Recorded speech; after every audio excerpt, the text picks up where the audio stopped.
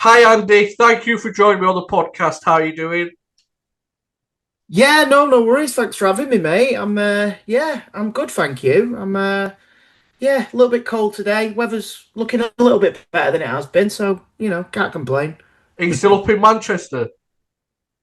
Yeah, in Manchester, mate. Yeah. Tried the whole London thing a fair few years back, but no, come back to Manchester, put some roots down and whatnot, and yeah. Always freezing up this. It's up North England, though, isn't it? Yeah. Funnily enough, I was with a mate from down south last week, and he was saying that, and you forget that there is actually quite a bit of difference between like London cold and the North cold. Do you Yeah. know what I mean? It was yeah. So you mentioned there you tried to move to London and stuff. Was that with acting? Yeah, when because my wife she graduated university when we were sort of first sort of started dating and stuff. She's a was a nurse. So when she was looking for places to work, she's like a pediatric nurse, so like children's nurse.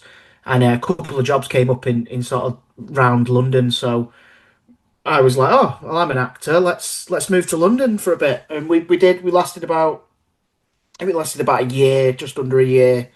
But it was like 2012, so it was a crazy year to live in London with the Olympics going on and all that. So yeah, we came back up north. I think it's more for me up north, more community I find and stuff. London's great. I love London.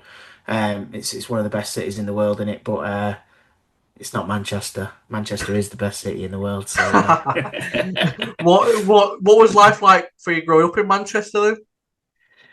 yeah, not too bad, mate. Yeah, I'm from a town called Wythenshawe, Yeah. in South Manchester. I normally sort of say to people like, "Oh, have you watched Shameless?" And they go, "Yeah." And I'm like, "Yeah, that's where I live." But it was fine, mate. Yeah, I grew up, working class lad. Nice kind of sort of period of time to grow up in, sort of late 90s, early noughties. Um, yeah, the town I'm from sometimes gets a bad rep, but it's no, it's a nice place. Good community, again, good community. Everybody knows it. It's a massive town. I think it's like the size of like half of Manchester, like on its own, but it's got like a really kind of good community feel. Everybody knows everyone and stuff like that, which is yeah, I love that. Yeah, nice one. Well, obviously you're a famous actor. You've had a brilliant career in lots of different programs and Thank you, films. mate. How did it all start off? Did you always want to be an actor? Uh, Kind of. When I was really young, as you do, you go through. I want to be.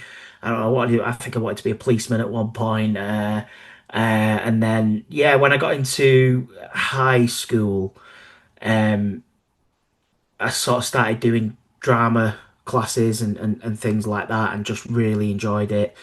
I was always like the class clown. I was always the kid annoying people, making people laugh, that kind of stuff. So. Uh, I just fit in the drama class. Did my first kind of play when I was in like first year of high school, and just sort of fell in love with it. And then I think I wanted to be a comedian because I made people laugh. Like that was always kind of the goal. Remember going to like Benidorm when I was a kid and watching some comedians that I probably shouldn't have been watching.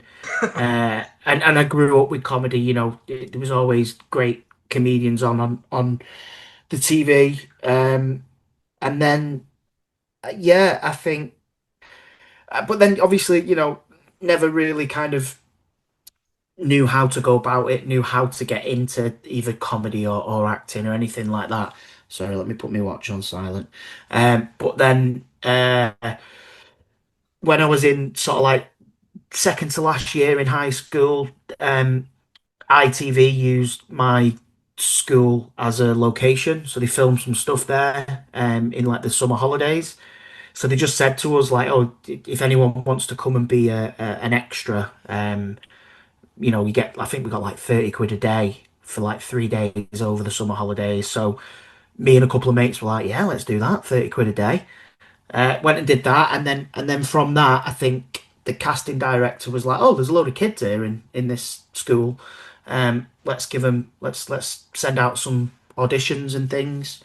And yeah, one of them turned out to be This Is England. So that, went and did the audition for that, and yeah, just changed my life really. It gave me that way in that I wouldn't have had otherwise, because no one in my family sort of went to university or anything like that. I don't think that was ever really on the cards for me. I was that age group where it was before sort of everybody started going to university. It was kind of like, um, so yeah, yeah, just opened up a door for me, and luckily that was 21 years ago this year, so I've been kind of doing it since, really. What was it like when you heard this film being shot called This Is England? It was called going to be called something else, wasn't it? Yes, when I originally auditioned for it, it was called Bulldogs, I All think. right, yeah. Um, yeah, I mean, for me, it was because the film's quite heavily improvised. There was a script, but the script is it's up in my loft actually. The original should get that on eBay one day. It's completely different. It's a completely different film.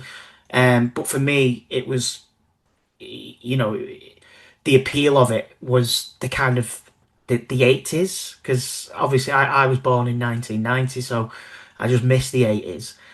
But my mum, she's quite a young mum, so the 80s was her, that was her era when she was a teenager. So she'd always tell me things and grow up kind of going, oh, that sounds cool and whatnot. So it's good. And my dad, he's like, he doesn't listen to any kind of music that was made after 1989. So I grew up listening to, all that stuff, Madness and all that kind of stuff. So it was great to kind of go and play in my mum and dad's sort of era, which was cool. I remember thinking that when I was doing it, like, this is obviously not like the violent sort of skinhead stuff, but the house parties and all that kind of stuff is what my mum and dad probably were doing, and stuff like that. So that was pretty cool, to be honest. What was it? What was the script like? Did you like to tell us what it was originally like? Yeah, yeah, completely different. Like I say, I think one of the main things that stuck out to me, because I found it in my loft. We did our loft up a few years back, and I found it in one of my boxes, and I had a quick skim through it in that. And I think one of the main differences was, like, at the end there was there was a fight between all the sort of combo skinhead gang, and then like all like Milky's kind of cousins and family and whatnot. There was like this big fight on a beach at the end, and I think Sean ended up stabbing Combo in the sea or something like that. So it was completely like different. But the way Shane works is he allows you to kind of bring, as an actor, to bring suggestions in for the characters and stuff. So, for instance, for Gadget, in the original script, he didn't join sort of Combo's gang. But on the day that we filmed that scene where, famously Combo like spits on the floor and sort of draws a line and says, are you with me or are you not? Shane let us choose in character whether we would go with him or wouldn't. I thought Gadget definitely would. Gadget clings on to whoever's the hardest person in the room. That's who he wants to be friends with. It's Combo. He's the hardest person here. Come and help me out. And that's why Andrew Shim stays sat down for a little bit in that scene. So Milky stays sat down, because I think Shimmy at the time was like, Milky's heard this, and he's not sort of speaking about him necessarily. He's kind of debating it until obviously Woody's like, "Get up, you idiot," sort of thing. So yeah, it's an interesting way, and that then obviously changes elements of the story, and I think finding Tomo Turgoose sort of completely changed Sean as a character, just because Tomo's, at the time was just naturally quite cocky but sweet, cute but annoying. I don't think you You could know, write that. so is it like you mentioned most of it's improvised in the film? So is he got the storyline set out and then the like lines are improvised, or like you say there, like it took a different route once Milky stood up. So how much is like already prepared? Yeah, so with the film, I mean, it's going back, like I say, 21 years now. but yeah, there was a script, like I say, and then how Shane works, and more so with obviously the TV shows that came after, because Jack Thorne came on to help write it and that then, and obviously, Jack Thorne, adolescence and all that great work. It's smashing it. You get a Jack Thorne script and you don't, you just look at it and you think, wow, I'm so lucky. Um, so you don't want to not do what's written, but the way Shane works is kind of I always say that the script is a guideline. So you'll have a scene. Um, uh, the way normal TV works, you'll kind of and film, you might do 3 or 4 scenes a day, maybe more. Where with Shane, you kind of tend to do 1 or 2 scenes a day, even if they're quite small scenes, because he takes his time over every scene. So, you'll go in, you'll have your guideline sort of thing, and then he- he'll he'll say, right, well, we know that in this scene, Gadget is angry with Harvey. Um, let's just play around with it. Let's have him maybe starting not angry and then build to that or whatever it is. And then me and Michael Soccer in that case will sit there and we'll kind of just improvise, and then Shane will kind of come in and go, I like that, I like that. Don't ever say that again. Try that, and just kind of paint the picture, and then we'll do it again, and then he'll fine tune it again, and then he invites the crew in. The crew come and look at it, obviously for various different reasons, where we're going to put lights, where we're going to put microphones, all that, where we're going to put the camera, probably important, and then and then yeah, it just kind of grows there, and still has room to evolve. 5 takes in, Michael Soccer, as he so brilliantly always does, will just say something completely, you know, brilliant and out there, and then it's like, right, that's staying in because that was just a spur of the moment kind of thing, or whatever happens kind of happens, and it lends itself to it. It lends itself to that. Again, going back to the film, there's when we just rob the shop, and then Combo comes out looking really hard and really tough and slips over. That would have been cut from any other film, because that obviously was a mistake. Stephen Graham fell. He actually slipped. Yeah, yeah, yeah. He fell. He slipped. But again, to me, I love that scene because it just shows you the fragility of some nutcase. He Yeah. might be a big hard nutcase, scary skinhead, but he slipped on some grass and it's fucking hilarious. And you see that, you know, um, which is great. We probably, I can't remember that day, but we probably filmed that again where Stephen didn't slip. But in the edit, Shane's gone, no, that says something, because you know yourself, no matter how big or how hard somebody is, we all fall over, and That makes it funnier as well. Like you lot laughing and stuff. That's real, then, isn't it? oh, that'd be genuine. Yeah, yeah, yeah. Yeah, there's loads of things in that, and Shane works. Again, Shane's a clever man. There's a bit in the film that I mean, I watched it again sort of last summer because I went over to they had it on in Bradford, and I went over to speak about it. And there's a bit where we're smashing up all the houses and stuff when we're all in our weird clobber. And there's this one particular scene where everybody grabs something out of a bag and everybody runs a certain way. And then I run the opposite way and then kind of tail back. And that's because Shane came over to me. I didn't know this at the time. And Shane said, right, 3 of you are going to go that way, 3 of you are going to go that way. So I was like, okay, I'm going that way. But he told everybody else to go the other way. So he knew me as a person, and in the character of Gadget, wouldn't commit to going that way because again, Gadget's a sort of a follower, not a leader. He'd go, oh shit, and go that way, and it works so well on the screen when you see him kind of, you know, that hot tail way. that leads up to one of my favourite scenes actually when they're all hiding from you in that room and Oh yeah, they shoot you. Then that Sean's going classic, classic. You whack you.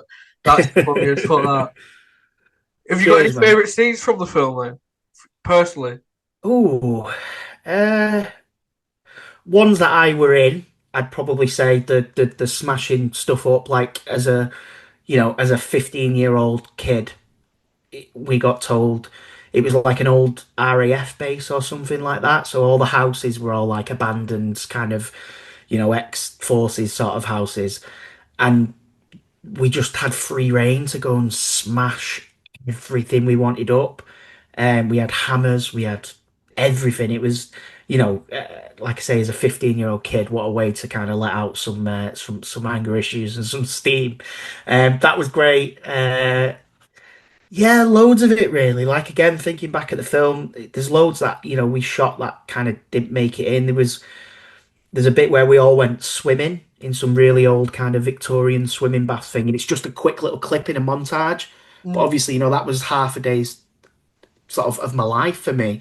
And Gadget wore this really kind of 19 sort of 20s kind of bathing suit, men's. It looks like a woman's sort of swimsuit, but it was a bloke's one. Um, but that was fun because like I think the base where we were at, we were like near a Tesco, so I just went round Tesco in this like bathing suit and stuff, just having a laugh. But yeah, loads of it, man. Like you say, it's yeah. I mean, and then obviously there's some beautiful scenes in there. I don't think anyone can watch the scene with Sean and Smell in the shed or wherever they go and not just think that's hilarious. Yeah. There's lots of really good sort of scenes in the film, and yeah, yeah. It's obviously, as a whole, a pretty dark film, but there is funny moments in it, obviously. Like, were there a lot of bloopers as well? Like, obviously, because the cast, it's a great cast as well, isn't it? I'm sure you all got on. Yeah, man, I can imagine there's loads. I think obviously if you've lucky enough to still have the DVD, I'm sure there's like a blooper bit on it and cut scenes and that. Yeah, I mean, Joe Gilgan is the kind of bloke who if a thought comes into his head, he says it. So I can imagine there's lots of Woody saying ridiculous things. Definitely. I mean, that's the best thing about filming as well. When you genuinely can't help but laugh at something and it just kind of tickles you and tickles you and tickles you. I remember Tomo farted a lot and it really stunk. And obviously we had a lot of scenes in like cars, like old 80s cars with no kind of aircon or anything, in the middle of summer in Nottingham. And if he let one off in the car, it was vile. So sorry to bring the tone of the show down. You mentioned there, like, how smart Shane was working on the film of the series. I heard you say before, like, the scene where you all meet Woody again for the first time, where you're quite at the cafe and he's walking down Mm. the street. You weren't meant to, like, building up to that scene. You weren't allowed to speak to him, were you? Yeah, no, we Real had a life. yeah, we had a Woody ban. So because again, Joe Gilgan is one of the most brilliant people in the world. Like if you are lucky enough to meet Joe, you'll want to spend every waking minute with that man because he's just fun. The guy's just he is Woody. Like there's not a lot of difference between Joe. Not that he's not acting when he's playing Woody. Of course he is, and he's brilliant at that. But as a lot of us, we put a lot of ourselves into them characters because of the nature of the improvisation. So Joe Gilgan, it is like hanging around with Woody. He's just fun. You just want to be playing with Joe. Like he's like your mate. You want to knock on for him. And um, so yeah, when we went back to do 88, because again everything because of the nature of the improv, everything's sort of filmed in order. Um, at the beginning of the shoot, we weren't allowed to hang around with Joe. If we were in Sheffield, where we filmed the series, and we saw Joe, we had to cross the road. We weren't allowed to go out for food with him. Didn't share the same hotel. None of that. Um, and then because the characters had fallen out with Woody, or Woody had fallen out with the characters and whatnot, so it did create this kind of rift. And then yeah, when we shot the scene in like the indoor market sort of thing, and we bumped into him for the first time. I don't think we knew that he was going to be there, or he didn't know we were going to be there, one or the other. So that scene between obviously the scene itself is essentially between Andrew Shim who plays Milky and Joe Gilgan who plays Woody, but we're just kind of there witnessing it. And yeah, it that was the first time. I think I said this to what you're referring to on somewhere else. Like I think that was the first time I ever felt it as an actor. I wasn't acting, and that's what good acting is, right? You're not acting, because we were just sort of witnesses watching two of our mates kind of really have at it, and it was gut wrenching. And I just remember after that, Shane, we finished that scene, and then Shane was like, "Okay, the Woody ban is lifted now. You can be friends with Woody again." So everyone went out, I think, that night, but I was just so kind of touched by that scene. Sounds really wanky, but I was, I got the train home and kind of came home to my girlfriend, now wife, like just kind of just wanted to not be, I just needed a cuddle essentially. But yeah, I mean that's in my 21-year career, like there's been probably a handful of times now where I've genuinely felt it again on This Is England 90. There was a couple of times with Gadget and Kelly where I wasn't acting. I was feeling it, and yeah, it's beautiful when that happens. It's Like that scene when you both sat on the field. yeah, yeah, Yeah. yeah. That one was probably the one as well where again it didn't require any acting really, because at that point I'd known Chanel Creswell, who plays Kelly, for like 10 years at that time. I cared for her as a human. Um, and I think at the time as well, it was my wife was ready to give birth to our oldest daughter, and I just remember thinking like Gadget fancies Kelly and whatnot, but he puts that aside, I think, in that scene, and he's just genuinely there for someone who he cares about as a friend, who he loves as a person, not necessarily, and I was like, oh, in my head, that got me thinking like I'm about, because I knew I was having a little girl, I was like, I'm about to have a daughter who I'm going to care for and love unconditionally like this. And it just kind of, yeah, yeah, just gets you, and you're like, wow, you're not pretending there. You just, because you can't fake emotions. Emotions are chemical reactions that happen in your brain. So you shouldn't fake them as an actor. It should be real, but sometimes as an actor, as many actors will tell you, you haven't got time to um, get sad or get happy or whatever. So when it just happens naturally in a scene, it's like, yeah, yeah, it's a great feeling, really. It's what you Is do it it a for. is it a bit of a bastard if I say retake? You got to do it. Yeah, yeah, yeah, definitely. But no, again, with when you do that and you're working with actors who you love and you trust like that, and you actually are feeling it, you're just in that zone then, so they could do 10, 15 takes and you're in that zone. You're just there. So yeah, yeah. Well, you were 15 when you shot the film, weren't you? Like, I was Mm. 13, 14 when I first watched it, and it's like, it is powerful, it does stay with you. And, like, what was it like filming it, and then, like, the aftermath? What was that like on you as a person? Yeah, it was great, man. Like I said, I mean, it was a weird one because, like I say, I was 15, so I think we started shooting sort of end of September 20. I was gonna say 22. Yeah, weird, isn't it? 2005. It's weird that we don't say 2000 anymore. Um, yeah, so September 2005. So I was going into my last year of high school, so it was like I think we filmed up until like October time, something like that, November time. So I was away from Manchester. We filmed that in Nottingham. So as a kid, like it was a strange, like from living with my mum and dad to going and living in Nottingham in a flat, I had my own flat. We had to have like a chaperone. So I asked could I pick who it was, and they were like, yeah. So I had a cousin of mine who I got on well with. So she came, and she was only like 18 as well. I was like 15. So she came and sort of chaperoned me. But it was essentially just like, she's my cousin, but she's my mate. So it was just like me and my mate living in this flat with all my other mates. Like Joe Gilgan lived in the flat above, and Tomo lived facing, and obviously most of the cast were from like Nottingham, Derby sort of area. So it was amazing, like, having that freedom at 15 of having my own place, and people would come round. Jack O'Connell would stay the night, we'd sit up playing PlayStation 2, and Kieran Hardcastle, who plays Kez, had come and whatever, and um but then obviously having like the reality of then living on your own as well, like going and doing a big shop. Never done that before, so that was an experience, doing my own washing.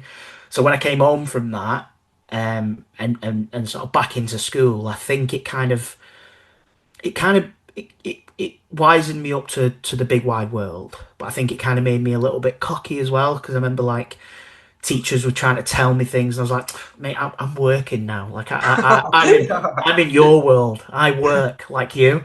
I'm just so naive, just thinking like, but yeah, like it was great. And then waiting for the film to come out, like any project, when you film something that you're really excited for to share with people, it feels like decades have gone by before it comes out. But I remember uh, we got to see a little bit on set.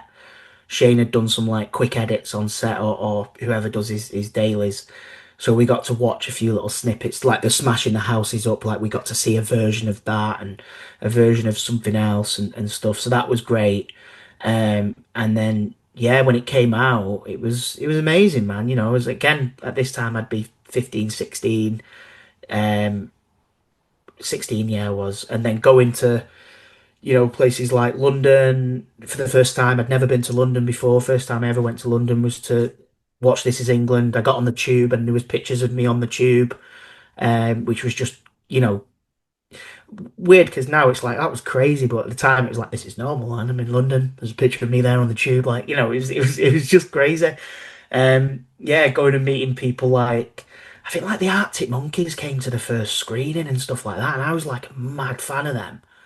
And like just stuff like that, like there's the Arctic Monkeys. I remember shaking hands with a bloke who had something to do with the Chicago Bulls, and I still am a big Bulls fan. And I didn't know who he was, but I had a Chicago Bulls coat on at the premiere, and he came over and he went, "Man, I'm from Chicago Bulls," and I was like, "Oh, mate, have you met Michael Jordan?" And he was like, "Yeah." And I went, "Oh, have you shook his hand?" And he went, "Yeah." And I was like, "Oh, I'm never watching this again." Just stuff like that. It was bonkers because, like I say, I'm from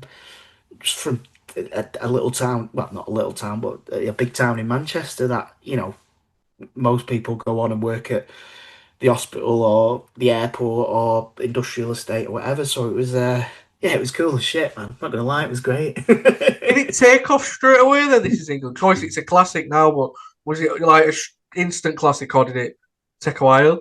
I mean, I think it was, I don't know really, because it came out and it had like, people who watched it loved it, which was great. So it had like critical acclaim and stuff like that. But I think then it kind of quickly became, what's the word I'm looking for here? It kind of quickly became like, Like more mainstream? no, ish, yeah, because Shane, a cult, that's it. Kind of quickly became sort of like a cult Oh, classic. yeah, yeah, yeah. And I think that's, because Shane was known for that, like Dead Man's Shoes. It's not a film that everyone's seen, but when people watch it, they absolutely love it. It becomes one of the top 10. Um, and I think obviously with This Is England, it was that little bit more bigger budget. It had like, even saying it like at the time, like Stephen Graham wasn't who he is now. Yeah. He was still recognizable, and you'd go, "Oh my God, it's Tommy from Snatch or whatever." Um, but it had that sort of bigger cast with Stephen and people in it. So I think it kind of came out and it did well on like film festivals and things like that, and it had a buzz around it. I remember seeing like Ricky Gervais said that he really liked it, and again to me, growing up wanting to be a comedian, seeing Ricky Gervais liking a film of mine, I was like, "Oh my God." And then yeah, I think when it came out, I think it did all right on DVD sales when they were a thing and stuff. So yeah, I think pretty much straight away people kind of liked it, and like the recognition was there and stuff and whatnot. So that was great. It wasn't you know life changing. It was still. I remember because I went and did a filmmaking course at college. So it had been out about a year at this point, and we had to do this presentation of all like our favorite films.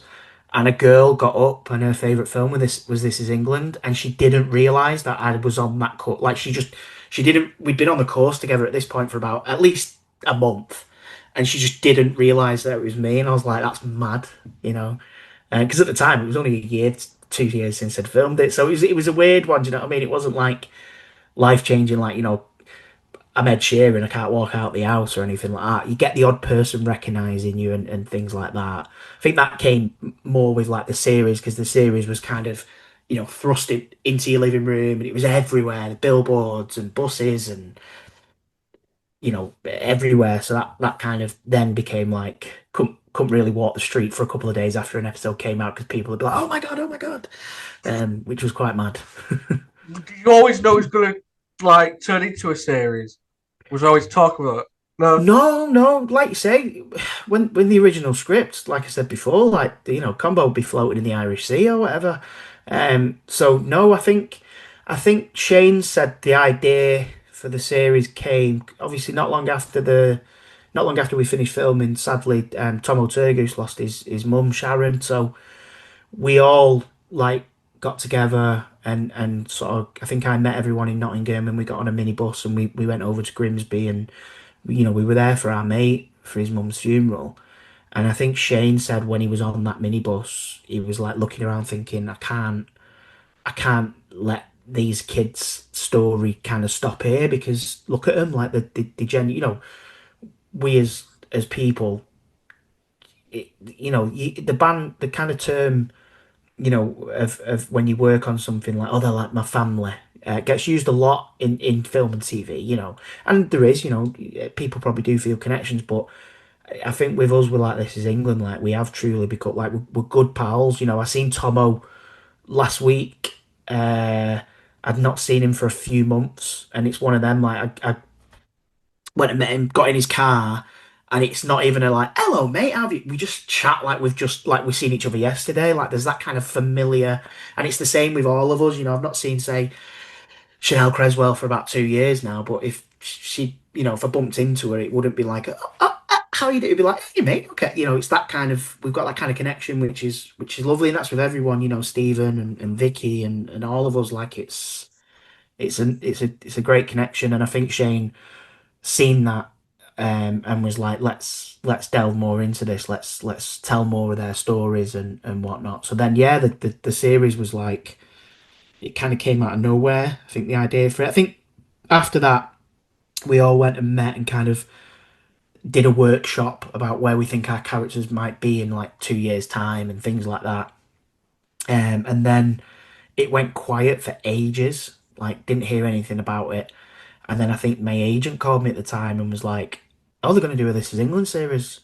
I was great. Let's do that. And yeah, it was just fun, man. Just a great series to work on. Like, good fun. Was 86 your favourite? What were your favourite out of the three? 86, yeah. I think Yeah. I always say this that like even though that like thinking of it now, I think they kind of happened in like a 5 year span. Mm. But that 5 years as a person was like your most kind of transformative years. So like when we did the film, like I say, I was 15, I was a kid and I got to mess around and smash houses and all that kind of stuff. And as a kid you kind of you get easily, drawn to people and all that like Gadget did. Then when we did 86, I think I was 19. Um, and like I didn't go uni or anything, so I would say 86 was like my uni year. So, we all lived together in these flats in Sheffield. We were all 18, 19. We were obviously out every night. We'd finish filming, we'd go out, we'd be in the clubs, we'd be in the bars, we'd be like, hey, living the life. Um, then 88, a couple of years later, I just started settling down with my girlfriend who's now my wife. Um, so it was a little bit more grown up. A few of us, like I think Tomo at that time had met his future wife, and we'd all started like, we're not going out to the pubs tonight. We're gonna just chill. I mean, we did still go out a little bit, but I'm gonna phone, and see how they are, and just maybe go home or whatever. And then when we did 90, like for me, like I said there, like I was about to become a dad for the first time, so my kind of the character of Gadget kind of grew up with me. Because I think I was like 24 when we did 80, when we did 90, 23, 24. So it kind of yeah mirrors what you see on screen. Gadget. Everyone's growing up, and Mm. we were as actors. Like there's often chat. Like me and Tomo were laughing the other week. Like there's often chat about like This Is England 2000 or whatever. And I remember saying that to Tomo not long ago, and he was like, "We're boring now. Like we're all in our 30s. Like we're boring. We've got kids. Like what's fun about that?" And he's like, "Yeah, true. Actually, true. No one wants to watch us like." Paying the gas bill. Do you know what I mean? Was there ever talk of it anymore after 90? Not straight away, no. It was a full stop. It was done, and it was felt like that. Like I think the last scene that was shot without pickups and that, like the last thing that we actually properly shot was the wedding where Mm. we're all kind of dancing on the dance floor and whatnot. And just before we shot that, Shane and Mark Herbert, the producer, came out and just did a wedding speech essentially. They were like, thank you for being here today, and thank you for this amazing time and all that. It felt like a wedding again. And then yeah, we just the last bit that we shot was us all dancing and just having a good time with each other. So it felt like a good full stop. It felt like Mm. an ending. And then yeah, it was only sort of well, I mean, probably about 5 or 6 years after that, people started, is there going to be another? Is there going to be another? And there has been whispers and rumors, and I think we all went for Christmas. Well, we all went for like a little Christmas meetup a couple of years ago. Tomo put a picture online, and then of course it was all over, all over the papers. It was online. Do you know what I mean? Like it's on the front page of, no, it was online, and that like this is England Sparks, rumors of a new series, um, and it's been spoken about. I think Shane has an idea of what he would like to do, but I don't know. I don't know. If I had a quid for every time someone asked me, I'd be well rich. I'd be wadded. I'd be able to make it myself. Well, there's that classic scene in '86, the fight scene. I'm going to count down from 13. That was Yeah. what was that like filming that? Um. So, I mean, I don't know if a lot of people know this, but one of the policemen in that scene is Ian Brown. Is that true? Um. That yeah. Yeah, yeah. So I wasn't nervous about a fight scene. I wasn't nervous about anything. I was just in awe that one of my, at the time musical idols was about to hit me over the head with a plastic truncheon.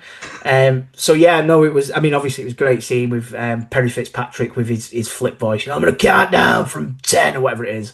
Um, and then yeah, so it was just again just one of them days where we probably shot that all day.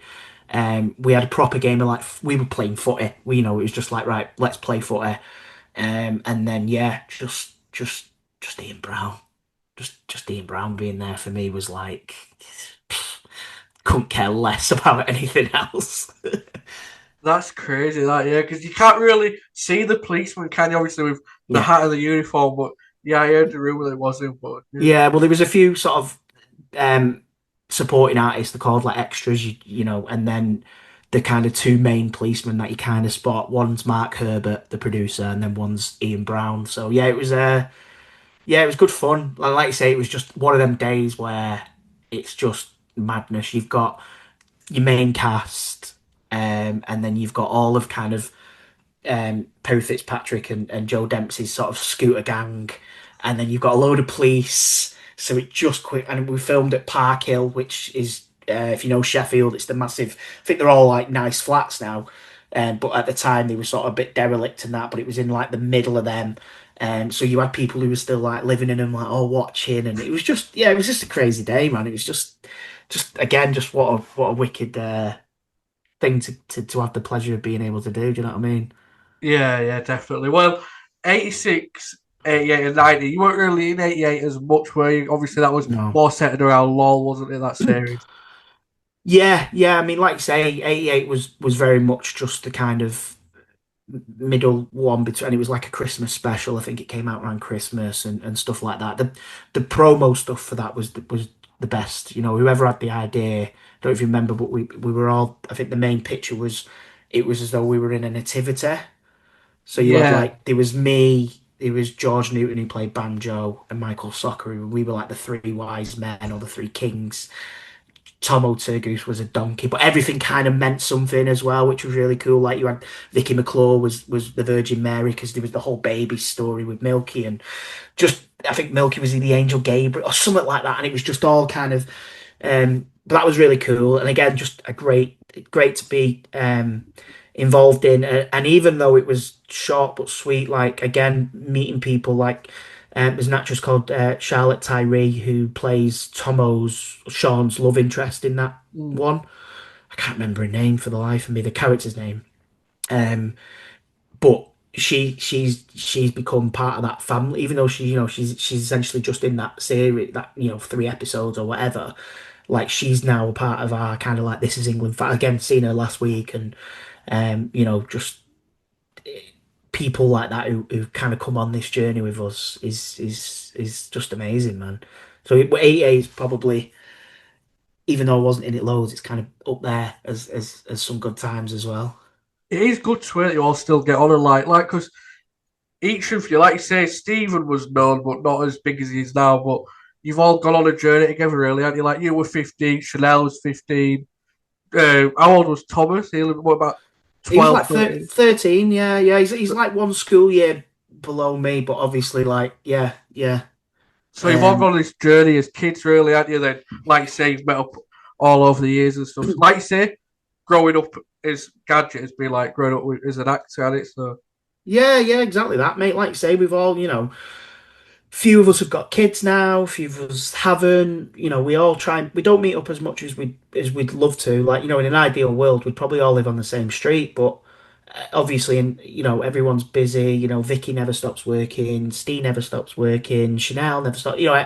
Everyone's busy and doing our own things and living in different places as well. Like, Tomo lives well on the East Coast. I live Northwest. Most people live like Nottingham, Derby kind of area. So we're all sort of spread. So, but when we do get together, like I say, it's instant. It's that kind of friendship where it's just instantly back to just.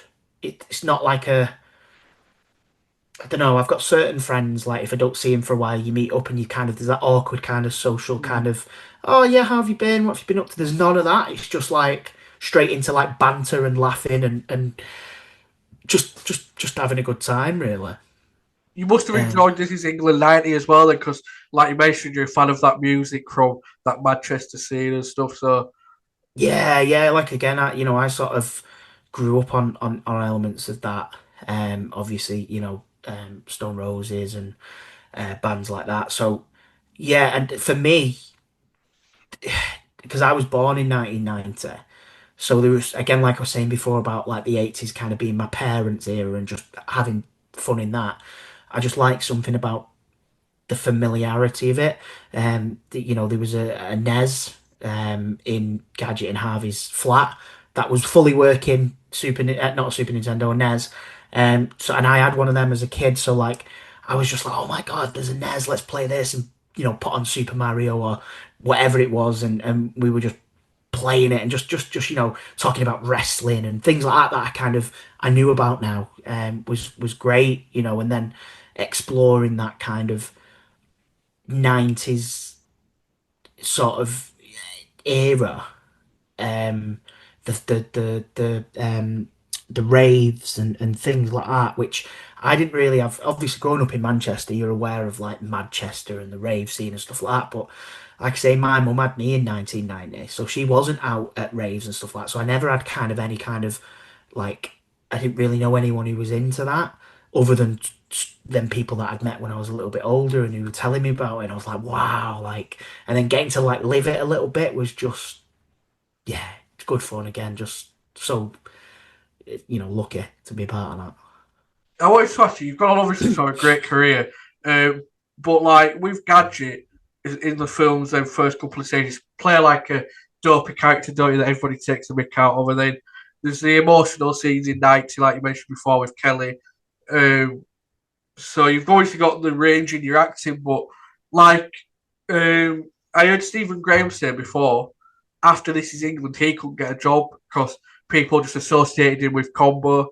And I wondered, did you ever want to think you were going to be typecast or anything like that? Um, yeah, I mean, I suppose I have in a way. Especially early on in my career, because Gadget was sort of the comic relief of a lot of the film, especially and the series. A lot of the stuff that I was kind of going up for was more comedy-esque roles. But I know I can do that. I can do comedy. Like I said, I wanted to be a comedian when I was younger. I know I can make people laugh and stuff. But yeah, as an actor, you want to do everything. You want to have you want to play every kind of part and give everything a try and stuff like that.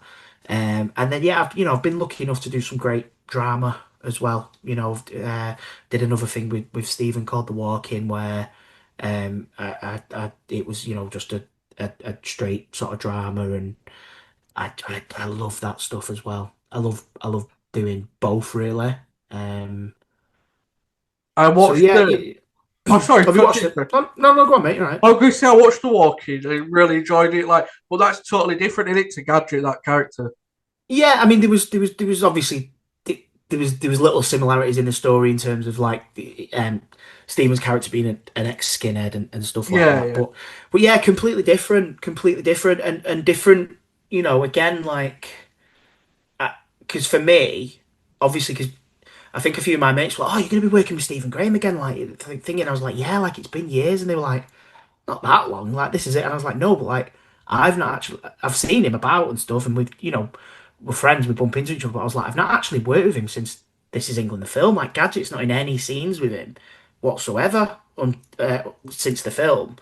So I did a short film with him a few years beforehand, the original Boiling Point short film. But other than that, I've not really, got the chance to work with Stephen Graham, and that again, that's like winning the lottery. Do you know what I mean? Because he is genuinely one of, if not the best actor walking the planet at the minute, in my opinion. I'd say so as well, And I'm yeah. not just saying that as a mate either. Like the guy's body of work is incredible, and his work ethic is even more incredible. He's just mint. So getting the chance to go and work on that with Steve again was just a dream come true, and it was just after the pandemic, or it was still kind of like we were having to have ear swabs up our nose and stuff on set, so it was still kind of pandemic-ish. Um, so yeah, that was great. That was a top job that, and I think I was away for like 3 or 4 months down in London. Obviously the story was just, you got the script through, and the fact that it was a true story and stuff Mm. like that, and a lot of it. Um, it was just great. It was just amazing to work on, and working with Paul Andrew Williams as well, director and whatnot, was just again just a dream come true. Do you know what I mean? Well, you touched on Stephen there, like you said, you worked with him on This Is England, then you've worked with him after he's had this amazing career with The Walking. Like you say, he's in Hollywood now, he's worked with Martin Scorsese, and he's gone on to have an unbelievable career. But what is he like? Then he mentioned his work ethic as well. Like, what's he like to work with?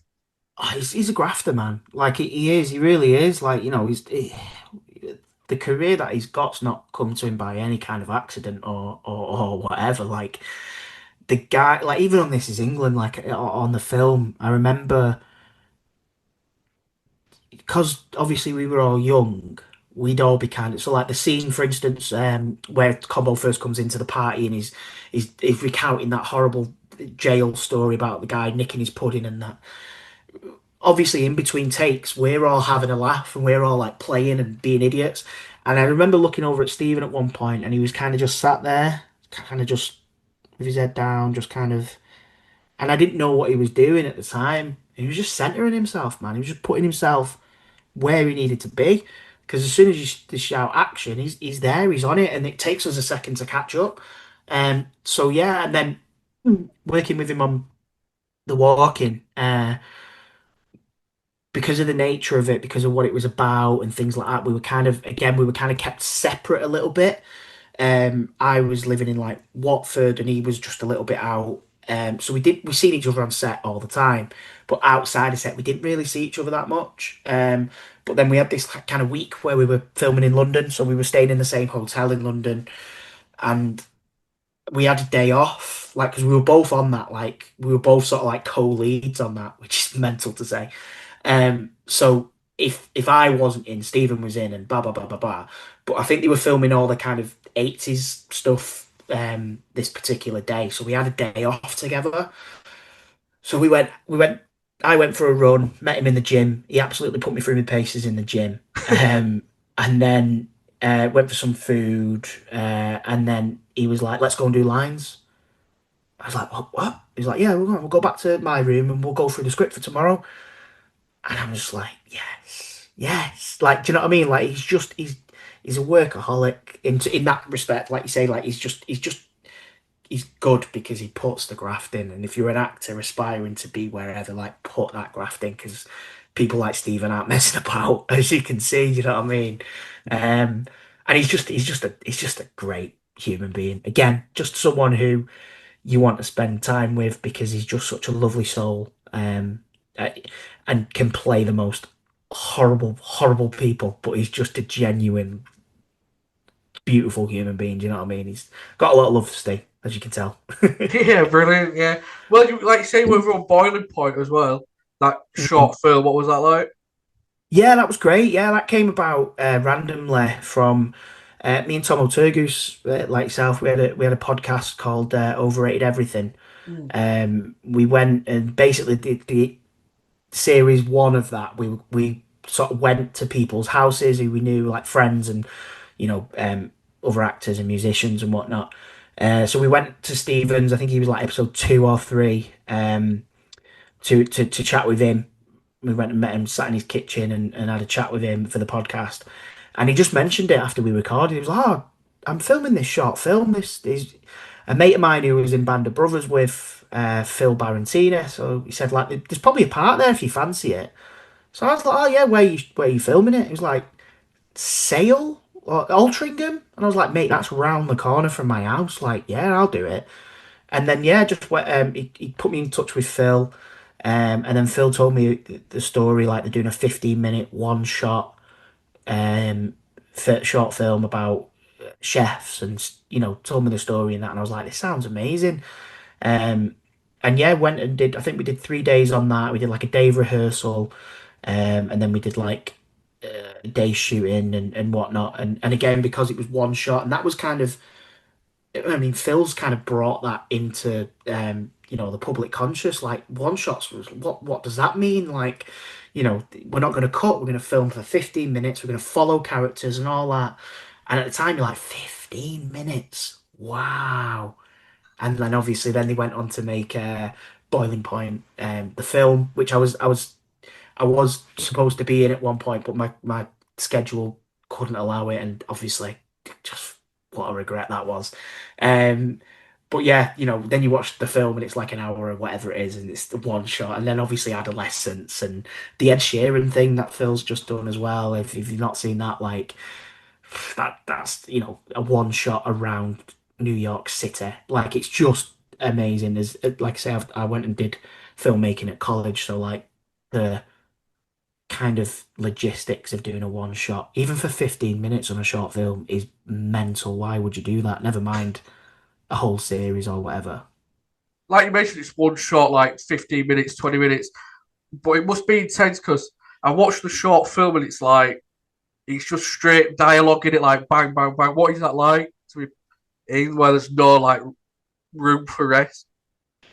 Great, like as an actor, like it's again, like I was saying before, you're not really acting, you're just being, Phil for the short, and I'm sure he would have done it for the film and the series and that, like he got real. In fact, I know he did because I know one of the chefs, Ellis, he gets real chefs in to teacher. So like I had a couple of days on the short, or a couple of hours, sorry, where this chef Ellis was sort of showing me how to prepare my station and whatnot.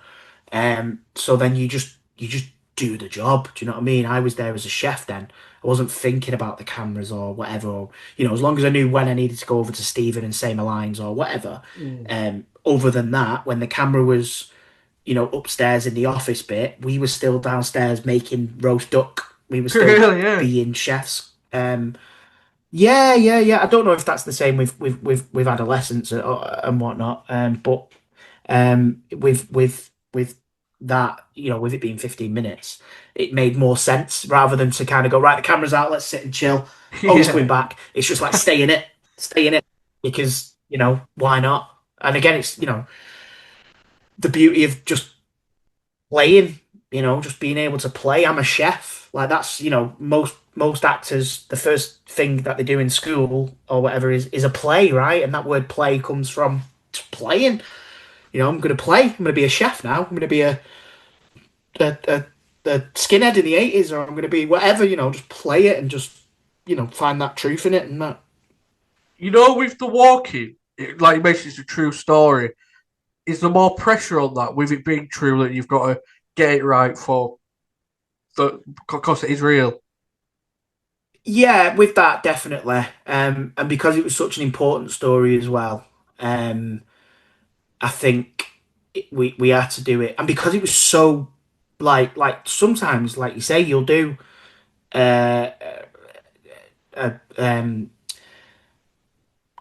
something that's real, but it's like 50 years ago. Do you know what I mean? You're Yeah. doing, I don't know, the Titanic. It's a real story, but it happened 100 years ago, so you can be a little bit more loose with things, I guess. And whatnot.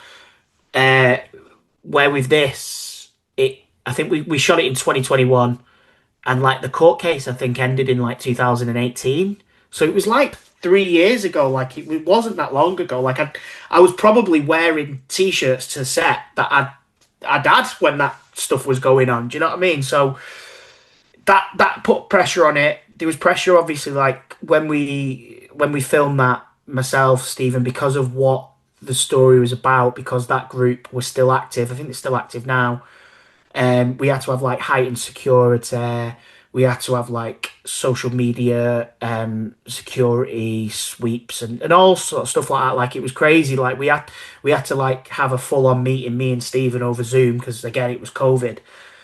With like some ex SAS guy who's now runs security and things like that. Um, but the most pressure for me, um, we filmed the court scenes, and I'm one of them actors, I think, because of my pedigree, with Shane Meadows and people like that. Like, I like to improv. I like to just ad lib and just, put things in to kind of give the character something. Don't always work, hey, but and that was fine. The director of the walking was fine with that. But then when it came to the actual court scenes, there's like a rule, I think, because it's actual stuff from court. It's actually transcribed. It has to be word for word perfect, because I guess someone could go, well, they've said that now, and it could open up the case again or whatever it is. Um, so it had to be word for word perfect. So Paul Andrew Williams, the director, came over to me like just before then we filmed them scenes where I'm in the dock, and he said that. He said, "Have you been told that this has to be bang on the script? You can't make any um, deviances or whatever." And I was like, "No." He's like, "Do you know it?" And I was like, "Yeah, I've got it. I know it. Like, it's fine. I just won't improv. I won't add whatever." And he was like, "Yeah, okay, no worries." And then he left, and then literally someone then came in and went, "Oh, did you know where the real Robbie Mullins here today?" And I was like, "What?" And he Well, went, "Oh yeah, he's going to watch if that's all right." So I was like, "Yeah, that's fine, that's fine." And then so I went, met Robbie, who I was playing, and then we were filming it and everything was going fine and whatnot. But then there was this one particular shot where like I'm stood here looking at the judge, and the camera's sort of behind the judge, so you get a little bit of dirty of the judge, and then you see me. And then someone decided the best place for Robbie to sit was then behind the camera. So I'm kind of I've got him, the real guy, in my eye line, who was saying this exact word for word thing what I was saying 5 years ago. And it just kind of became this weird moment where I was like, this, for me, this feels mental. For him, this must feel like what the, do you know what I mean? Like, it was just, yeah, it was crazy. So there was pressure there, definitely, and to do the story justice, and um, to not paint any kind of picture of, for me, that was the most important thing going in. Like, I didn't want people to necessarily like him. I didn't want people to hate him, because I don't know how I feel about that guy, right? He openly says at the end, like, and I think this is from him. I think Stephen's character turns around to me and says, "Are you still racist?" And he's like, "I don't know. I wouldn't be friends with someone like that." So I didn't want to kind of make him too likable. Didn't want to make him too hateable, because he's one of them people where he's just got no kind of, you just don't know with him. You just don't know what he's thinking or whatever. So it was yeah, it was a weird one. what was it like doing a Scouse accent? Did Stephen help you out with that? I'm all right with Scouse. I think you've watched it, so you might be like, mate, it was shit. Yeah. So the accent was a tough one because I think he's from not Warrington. Yeah, is it Warrington? Yeah, he's from Warrington or that way, Um, which is a weird which is a weird accent anyway because it's sort of Manc and Scar. It's in the middle of yeah, Manchester and Liverpool. So, and I'm not far because I'm like say I'm South Manchester. So I've always said, like, with my accent, if you speed it up a little bit, it's there. You can hear that Scouse in it anyway. The accent's kind of, so yeah, the accent for me, like, I'm good with accents. I grew up with Irish grandparents, and I'd go to my nana's on a Saturday and come back with a bit of a twang. So I've always had a good ear for accents, and it was really then nice. Like, obviously Stephen, um, was part of the cast. Leanne, who played his wife, was part of the cast, and she's a Scouser.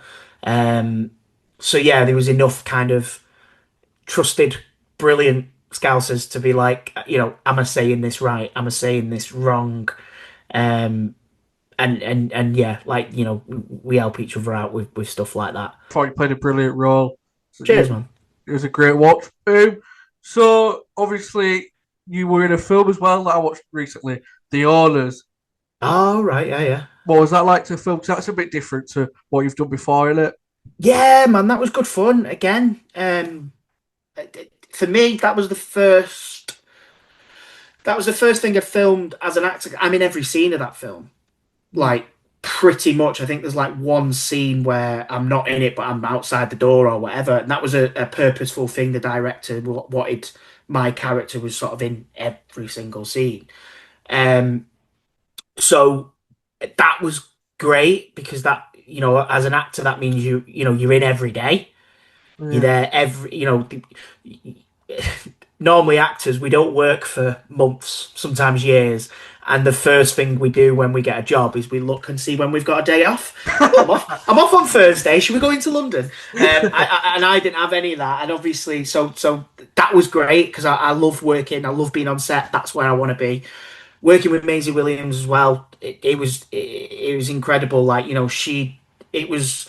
We filmed that just as Game of Thrones was finishing, like the last few episodes were on TV.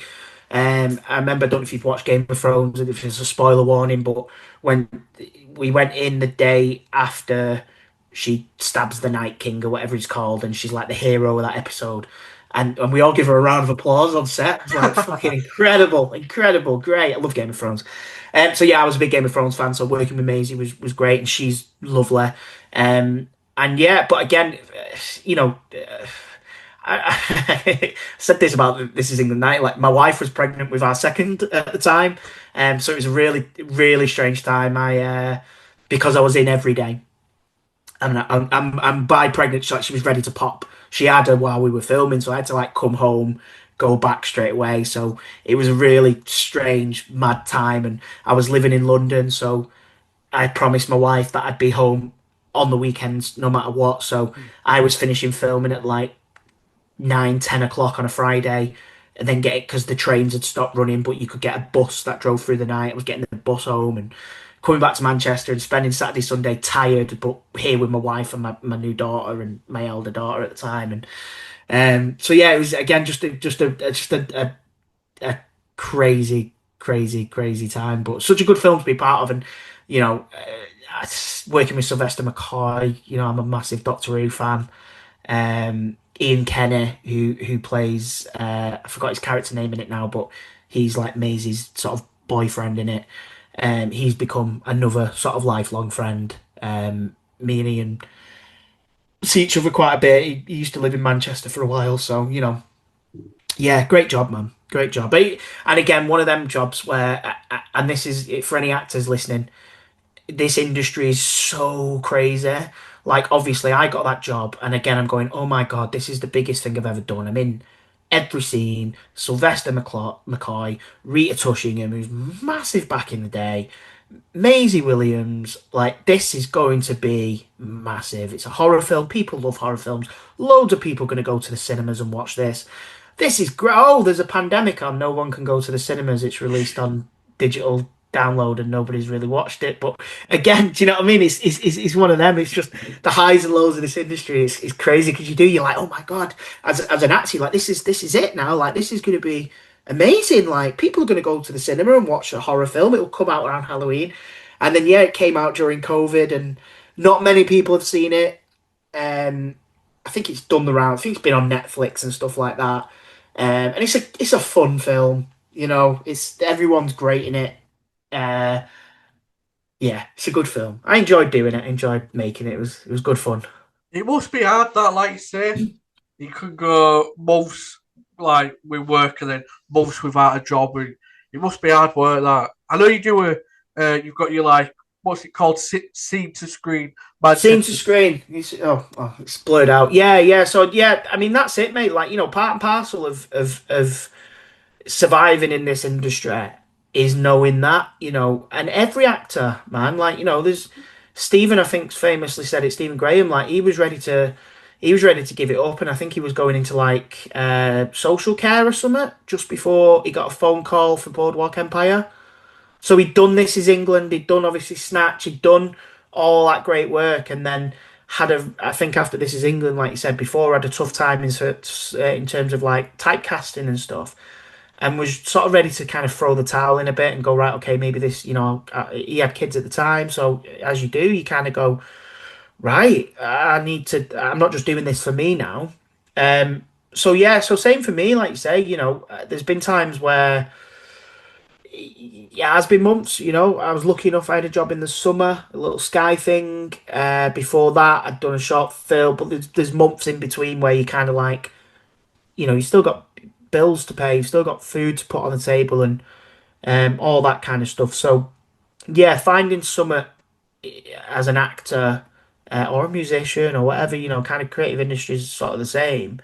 To do in between that kind of keeps you going, and also is kind of because I've done all sorts, man. Like I said, I've been doing this since I was 15. Like I've worked in Asda, I've worked for Virgin Media, answering phone calls and ringing people up, and I've worked in pubs. I've pulled more pints than frigging Phil Mitchell. So you've got to survive, man. That's what it's all about. But if you can find something that you genuinely that matches your passion, so I've got a production company. Been doing that now for years, man. Like I said, I did filmmaking at college and that, so I've always had, an interest in that. So yeah, I've got a little production company called Odd Films, and we do all sorts of like social media stuff, and we've got a few short films out and stuff at the minute. And then yeah, about 5 years ago, a friend of mine was coaching actors, and said to me, "You should give this a go, man. Like you'd be really good at it." And I was like, well, I didn't train. I don't know how to tell people. I don't know what I'm doing myself, but it works sort of. And he was like, no, but you just come in and and yeah, I started doing it, and I've been doing that 5 years now. And over the course of that 5 years, again, I've just refined it and I've got better at it, and realized that while I didn't train, I did because I've worked with like good actors, and I've nicked stuff off them. Nicked some off Stephen Graham, nicked some off Jason Statham, nicked some off like Maisie Williams, all that, and just kind of bring it all in, and stuff that you naturally have, and whatnot. And then yeah, the company that I was working for, who where I was coaching actors, sadly closed down last July. And like you say, man, it was my bread and butter. It was I was earning a living, and I just remember getting the phone call. The guy who ran it, Michael Jackson, is a casting director, not the one that you're thinking of. Michael Jackson is a casting director, and he was like, look, he won't mind me saying this if he hears this. He's getting on a bit, and he was like, I'm just gonna finish Act for TV. It was called. I was like, yeah, okay, no worries, mate. And I was like, I turned around to my wife and I was like, what am I going to do now, man? Because like I found something that I can do outside of acting that I genuinely love. I don't, no shit. I love working in pubs. It's my favorite place to be, either side of the bar. I was like, do I go and work in a pub? Like, what do I do in between? Because I'm not really qualified in anything else. And my wife was like, you've wanted to set your own classes up now for ages. But when you work for someone, it's not the done thing because you're naturally going to take clients. You know, clients say that word. You're naturally going to take actors with you. He was closing, so I was like, yeah, I'll give it a go. I'll try it. And my wife, bless her, like really spurred me on. And she did the same. She left nursing, and has started her own business up. So we're kind of like, right, okay, we're gonna do this whole new thing. Like you've got your business, I've got my business, and we're gonna make it work. And it's been great, man. Like it's going really well. I teach kids on a Sunday, and then I teach. Well, I hate the word teach. I coach kids on a Sunday, and I coach adults on a Monday and a Tuesday. I'm there later on, and it's brilliant. And to me, some of the talent that are sat in them acting classes, ready to be tapped into, is incredible. It's about giving people the space and giving people the knowledge of how to go about it as well. Because you'll meet some people who can act like you'd never believe, but just don't know how the industry works. Mm. I still don't know how the industry works fully. It's this weird kind of beast that we try and tame. But yeah, no, I love it, man. I love it. And I've been lucky enough to work with Channel 4 a few years back, coaching on one of their TV shows called Dreamers, which, yeah, it was great. And I love working with actors, and it keeps me on my toes. So when I've got a tape in, because you do as an actor, you kind of, if you're not doing it regularly, it's like anything, it is like a gym. If you're not going to acting classes and a tape comes in, you'll find that you're rusty. It's hard to get into it. So for me, even going and kind of coaching at the classes keeps me kind of in that kind of mindset, so to speak. But yeah, no, scene to screen, yeah, it's the best thing, one of the best things I've ever done. Yeah, nice one. Leave a link. Send me the link, and I'll leave it in the description. People Oh, can nice check one, out man. Cheers, buddy. Thank you. your production company and everything, and social media and stuff. But something else you did differently, I'm sure your kids like, is a Supertato Oh yeah. voiceover thing. What's that been like? Yeah, great, man. Like I say, I've got three girls, ranging from 2 to 11, and never did anything that they could watch. Do you know what I mean? Like my eldest, like I say, she's just turned 11. Like, well, not just, but not long ago. So obviously she's not watching This Is England. She's not watching The Walking or The Owners or anything like that. So yeah, to be able to kind of sit with them and watch Supertato is just mint. And my middle girl, about 2 years ago, and this was it for me. This was like this above anything is the best thing ever. So you remember when you were in school and it, like a day like today, when it was break time but it was like raining, Yeah, yeah. and probably when we were younger they'd wheel out the telly and they'd put, like, for me it was there was this really weird cartoon called Spider in the Bath, and it's just burning to me. There's a spider in the bath, and you'd watch Spider in the Bath or Spot the Dog, you know, for the whole hour and a half of break or whatever it was. But yeah, my middle girl came in from school about a year or two ago and was like, Dad, we watched Super Tato Wet Play today, but my teacher don't believe that you're chiller. And I was like, oh, that's mint, like something that I've done that, because like you say, that frigging spider in the bath, I don't know who made it. I can't tell you what. It's about a spider in a bath. That's all I know.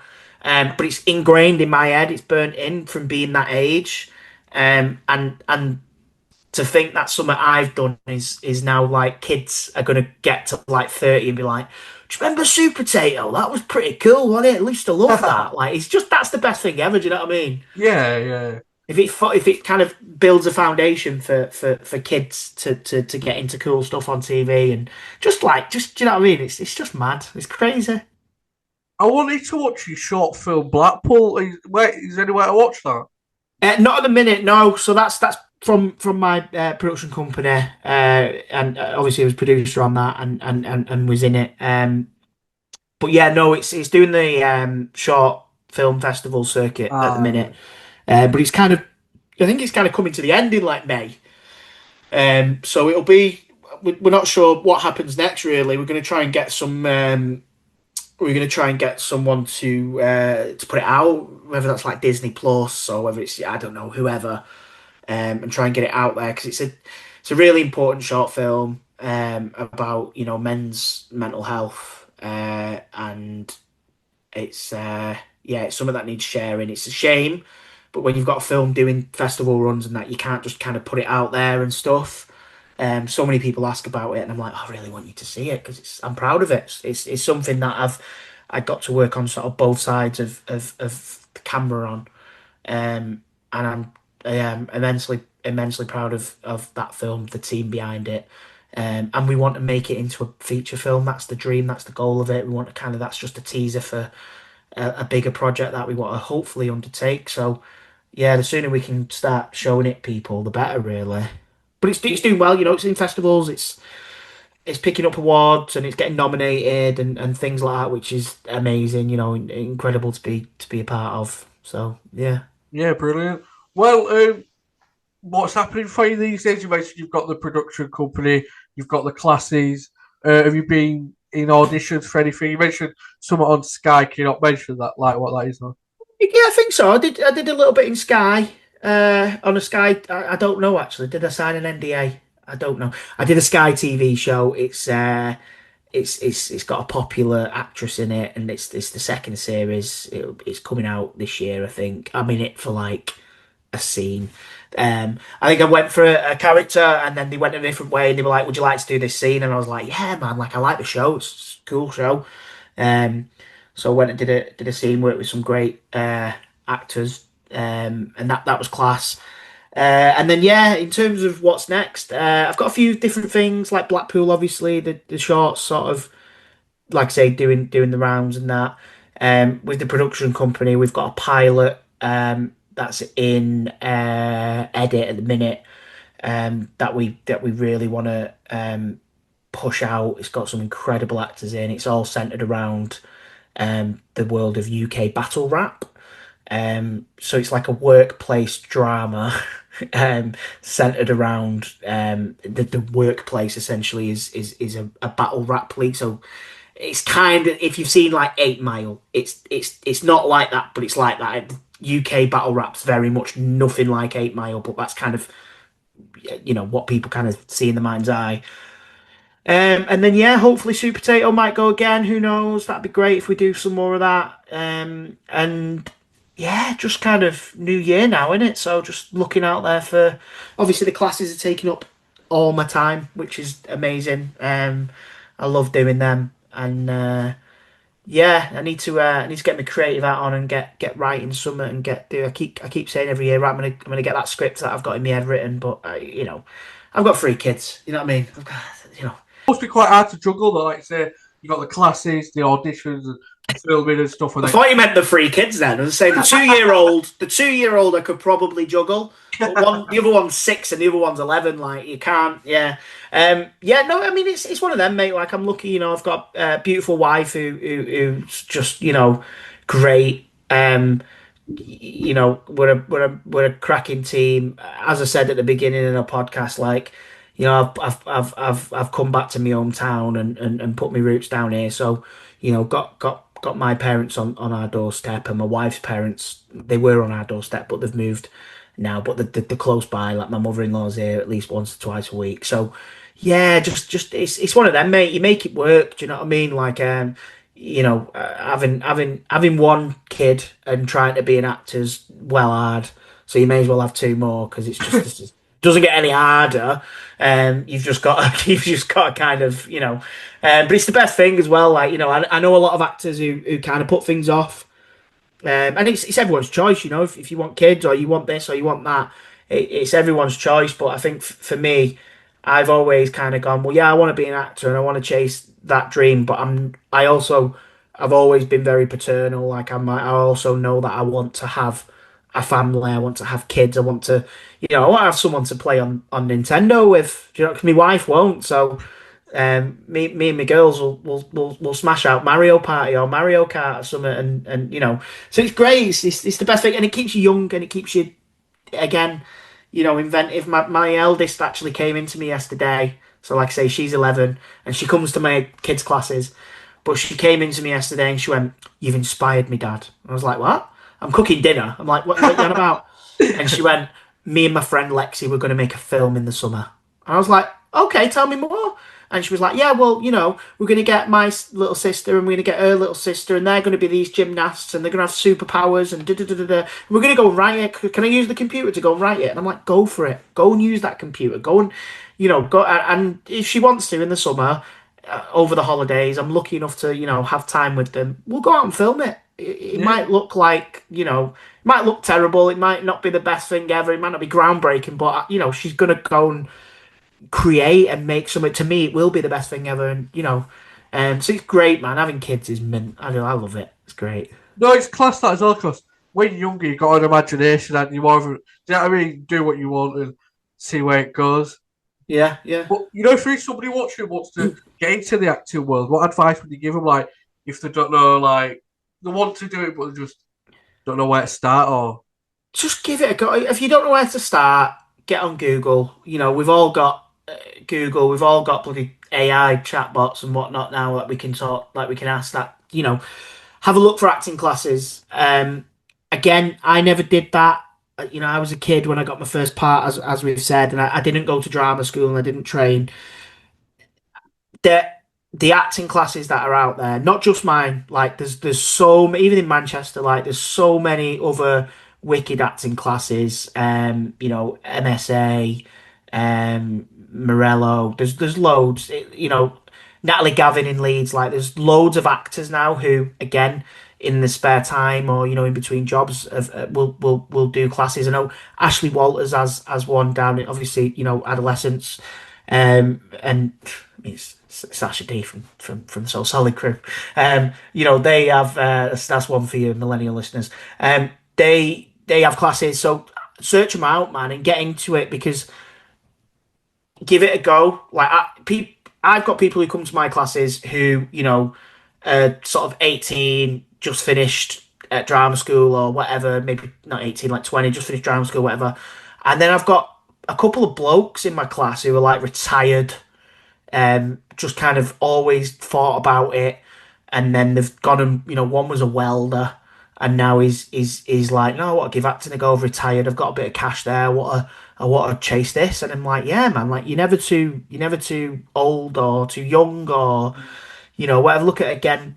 Keep bringing it up, but like, um, Owen." I forgot his last name because I'm an idiot and I'm terrible with names. But the lad out of Adolescence, um, he he said it on. I watched it this morning at the Golden Globes, and he's like, I just went to acting classes and just learnt my lines and shown up and whatnot. And now look at it, and it is that. It's not going to be life for everyone. You're not going to, go and win a Golden Globe on your first job, but you're not. You're definitely not going to if you don't go and give it a go. Do you know what I mean? yeah. You're definitely not if you don't go and give it a go. There's a chance that you might do well if you give it a go. So take that chance, man. I think we need more like creative. Well, not more, but like you say, the arts in this country's kind of gone downhill at it. Like we need more creative people out there. If it's acting, writing, music, whatever. And more from the working classes, mate, because yeah, Yeah, while it's going down for us, it's not for them. Do you know what I mean? And I hate to us and them, but there's a reason why a lot of like kind of British, some British actors, they're all quite posh and Downton Abbey and all that. Like, we need more working class stories. We need more work. Again, adolescence has shown that we need more working class actors, writers, producers, directors, makeup, everything. Like, ADs. Like, I think because it's kind of hidden away the industry. It is like you say, like you watch the TV and you're seeing the two stars on the scene, but behind that, there's a team of makeup, there's a team of costume, there's a team of lighting and all that, and it's all valuable, jobs, man. That people can do. Like if your dream is to be on the telly, but then you kind of get a bit old and you're like, actually, my dad's told me to go and do be an electrician at college or whatever. Like, still look at the industry because they need sparks. They need, And I think because it is hidden away slightly from us, we don't know it's there, but it is there and it's there for the taking. Do you know what I mean? For working class people to there's not money in the arts. Like say I was lucky enough to school I went to where, like I said earlier on in the podcast, I got discovered at the time, the early noughties, there was that little bit more money in the arts. So my school had a nice drama studio, it had a dance studio, it had teachers who give a shit. Nowadays, I'm looking at high schools for my 11-year-old, and she likes acting and she loves dancing and stuff. And the the school, some, not all, but some of the schools that I'm looking at now, my school 20 years ago had more facilities. It's not right. That's not Nah. right. Like, it should be the other way around. I should be going in going, oh, I wish I had this. And I'm going in going, we had better than this 20 years ago. That's mental. Yeah, it's bad that My is. old school's knocked down now, so I can't even take her there. It's like as well, when you were growing up and you were doing these drama classes. I know you said the school had all these facilities and stuff. Were you supported by the people around you as well then? Yeah. I had an amazing drama teacher called Janine. Obviously, I couldn't call her at the time, but we're friends now, so it's all right. Miss Askew at the time. Yeah, she was massive support. And I had, I had some good teachers around me who kind of pointed me in that direction, like you say, and my family as well. Like my mum and dad, bless them, supported me so much to how they could as well. And again, going back to that working class thing, I remember asking my mum if I could go to Stagecoach. I think my drama teacher told me about Stagecoach and was like, "You need to go to Stagecoach." So it's like a acting classes, but they're good. Do you know what I mean? I think they're all over the country. And I was like, yeah, okay, I'm gonna go to Stagecoach. Yeah. And I remember sitting down in my dining room on the family PC, Googling or probably asking Jeeves at the time what Stagecoach was. And my mum seen it and seen the price tag and was just like, we can't. I remember that so vividly and just being like, oh, but I need that to do what I want. And being crushed by it because my mum and dad, working class, like say grafters. My mum at the time was working in a nursing home. My dad was a lorry driver, I think, at the time. Always give us the best of, we never wanted without. We always had nice, holidays and nice clothes and that. But it just the price Hmm. to chase my dream at the time, she couldn't do it, bless her. And yeah, like you say, it's again you're getting priced out as well by things like that, which is unfortunate. And sad, man. Like how many actors are going, how many people are going without, you know. But then they're lucky enough. My kind of as you said on the podcast, life turned out all right in that acting front. I didn't need to go to Stagecoach to do it or whatever. So it kind of it all worked out in the end, sort of thing. But how many kids, go right? Okay, I'll give up then. Because they Yeah. can't get to affordable acting lessons or whatever. So Yeah, exactly. Well, with the lessons and stuff, like I said, I'll leave a link to everything in the description. But honestly, it's been a pleasure to speak to you. Big fan of your work. Like I oh, said, The nice one, mate. Walking, This Is England, everything. It's great to get to meet you and speak to you. Yeah, cheers, man. Same, and I love going on things like this and chatting to people. As you can tell, I can chat for hours. So yeah, lovely to meet you, man, and best of luck with the podcast, mate. Nice. Well, thank you. Yeah, good luck to you with everything in the future. But yeah, thank you for your time as well. No worries, nice one. Nice and Andy. Cheers. See you later, man. Bye. Bye.